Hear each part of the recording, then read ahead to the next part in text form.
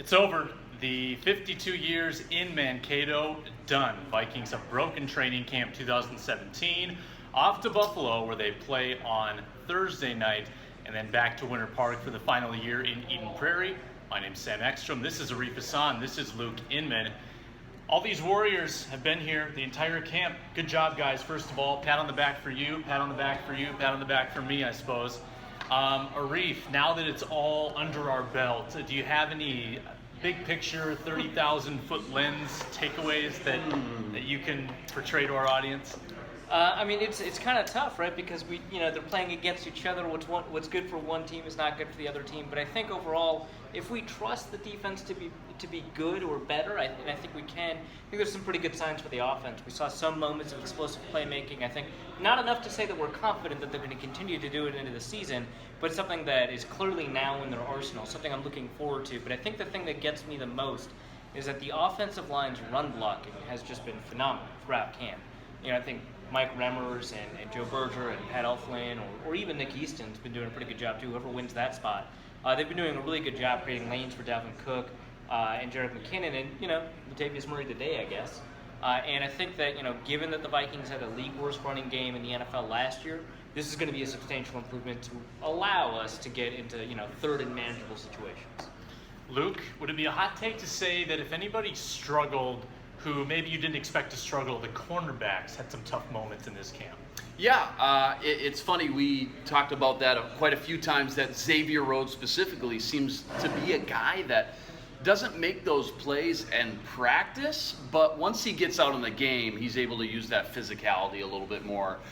So I'm not too worried about him. Trey Waynes continues to try to become a starting NFL cornerback. Seems like his speed and really his deep speed specifically starting to become a strength. Those underneath routes, still something to work on. And then you've got the younger guys like Mackenzie Alexander, a guy who showed a lot of promise coming out of Clemson, regarded as maybe a first-round cornerback, but still trying to learn the nuances of the NFL. Specifically today, he did struggle a little bit with that short area quickness, out patterns, corners, things like that. You're going to have a few of those welcome to the NFL Mackenzie Alexander moments this year, but I still say in the long run, 2-3 years down the road, I think he can be better than Captain Munnerlyn. So growing pains right now for some of the cornerbacks.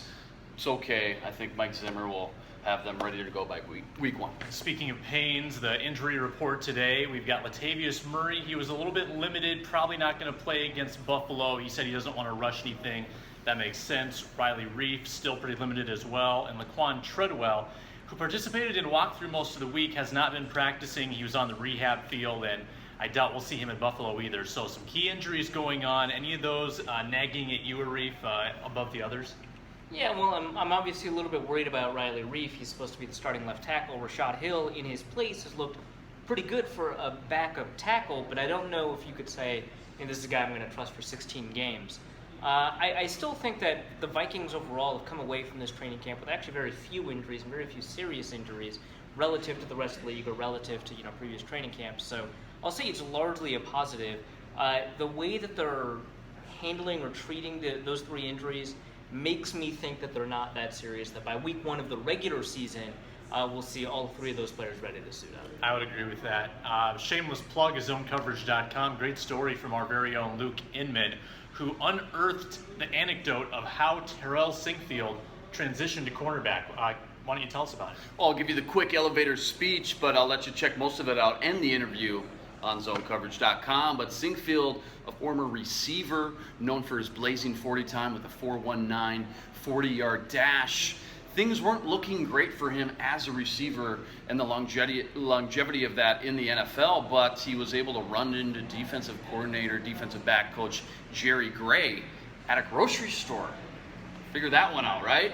And was able to talk him into being able to run some defensive back drills at the upcoming Gopher Pro Day. He was able to do that. He looked good enough for Jerry Gray, Mike Zimmer, and George Edwards. They latched onto him. And I'll tell you what, guys, for a guy that's making such a drastic change from receiver to corner, boy, he looks natural and starting to put all the physical tools now together. And granted, it's just with the third team right now, but he's showing me a lot of promise of what he could look like 2-3 years down the road. And that sixth corner spot might be wide open. Again, it's Arif, Luke, and Sam. Final day in Mankato, so we have to ode Mankato as we depart for, who knows, maybe the final time in our lives. Don't know if we'll ever be back.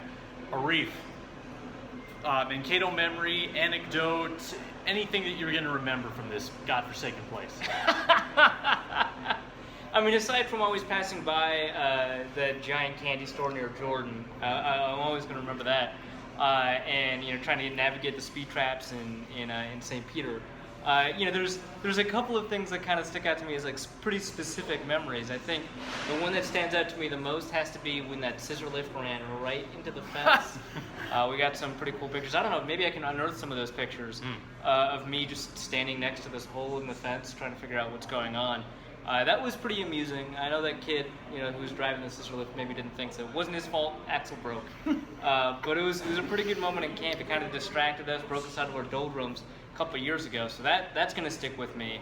But mostly the atmosphere is going to stick with me. I really love, this idea of, everyone being brought here together. It's kind of not the greatest living situation. They're in dorms and stuff like that. But it feels like a work retreat, right? Luke, you said that earlier, and really, I think there's a significant team building chemistry aspect. #chemistry. Aspect to training camp, and I don't know if they'll be able to replicate it. I'm sure the positives outweigh the negatives at Egan, but that's something that I'm going to be looking for. Yeah, the worst part about Mankato is also the best part about Mankato, in that you're all in this grind together, whether you're a coach or a player or a journalist. Right. You all kind of are just lumped into this unfamiliar town that you don't live. You're a little too far away from the cities to be too connected back home, so you're away and you're together and you make it through somehow and you have some good memories. I disagree, Sam.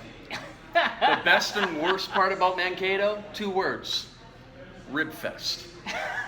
Reed talks about the atmosphere, and every town has that week-long event where everybody gets together. There's a few bands, there's a few beer drinking. I talk about the atmosphere. For them to do that while training camp's going on, for us to kind of get outside of the football field and see and interact with the fans, I think that's my favorite time of coming down to Mankato. It's quite a treat. It's pretty entertaining. Yeah. Well, thanks everybody for letting us fumble over our words here on this video several times throughout camp. We appreciate you watching and reading as well. A ton of great content at zonecoverage.com if you want to go check it out. Arif's breaking down the depth charts. He's got the X's and O's handled, some great interviews with Luke, and I've got some of the newsy items, some contract extensions to report on, and some good feature stories as well. So zonecoverage.com, your home for Minnesota sports and Vikings football. And it won't stop. It'll keep going throughout the regular season. And you can hear these guys on the Andy, Luke, and Arif Football Machine Wednesday nights. That show is a hit. Good job, guys. Can't wait to hear it as the season gets going. So long from Mankato. Farewell after 52 years.